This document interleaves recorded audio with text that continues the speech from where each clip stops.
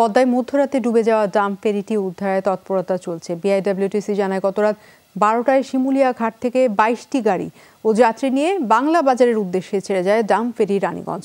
মাছ নদীতে একটি ড্রেজারের পাইপে ধাক্কা লেগে তলা ফেটে যায় ফেরিটির। এরপরই দ্রুতই পানিতে ডুবতে শুরু করে। এ সময় আতঙ্ক ছড়িয়ে পড়ে বাস চালক ও যাত্রীদের মাঝে। এই অবস্থায় চালক দক্ষতার সাথে বাংলা বাজার ঘাটে ফেরিটি নোঙরের পর যানবাহন ও যাত্রী খালাস করে, কিন্তু ঘন কুয়াশার কারণে পানি নিষ্কাশন বাধাগ্রস্ত হয়। পরিস্থিতি বিবেচনায় এবং সচল রাখতে ফেরিটির পাশে একটি চরে নিয়ে যাওয়া হলে সেখানে নিমজ্জিত হয় নৌযানটি। ফেরি রানীগঞ্জ উদ্ধারে বরিশাল থেকে উদ্ধারকারী জাহাজ নির্ভীক রওনা হয়েছে। দর্শক, এই বিষয়ে আরও জানাতে সরাসরি যুক্ত হবেন সহকর্মী প্রদ্যুৎ কুমার সরকার। প্রদ্যুৎ, উদ্ধার কাজের অবস্থা জানতে চাইব।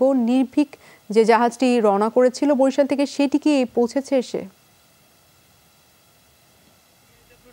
বিআইডব্লিউটিসির পক্ষ থেকে যে বিষয়টি জানানো হয়েছে যে সেটি হচ্ছে নির্ভীক রওনা করেছে, তবে সেটি কখন পৌঁছাবে ঠিক সেই সময় কিন্তু বলতে পারেনি, কারণ এই মুহূর্তে নদীতে কুয়াশা রয়েছে এবং রাতে প্রচন্ড কুয়াশা পড়ে। তাই তারা কিন্তু ঠিক মূল উদ্ধার কার্যক্রম অর্থাৎ নির্ভীক আসার পর যেই উদ্ধার কার্যক্রম সেই কার্যক্রমের টাইম লাইনটি বলতে পারেনি। তবে এদিকে আমরা দেখেছি যে তারা কিন্তু ডুবুরি দিয়ে বিআইডব্লিউটির পক্ষ থেকে ফেরিটিকে শনাক্ত করা হয়েছে কোন কোন পয়েন্টে ফেরির কি অবস্থান রয়েছে। আমরা এও দেখেছি যে ফেরিটিকে কিন্তু টানা দিয়ে চরের সাথে বাঁধার চেষ্টা করা হয়েছে এবং আমরা দেখতে পাচ্ছি সময় যত যাচ্ছে ফেরিটি যে ওই অংশটুকু ভেসেছিল সেটি কিন্তু আস্তে আস্তে নিমজ্জিত হচ্ছে।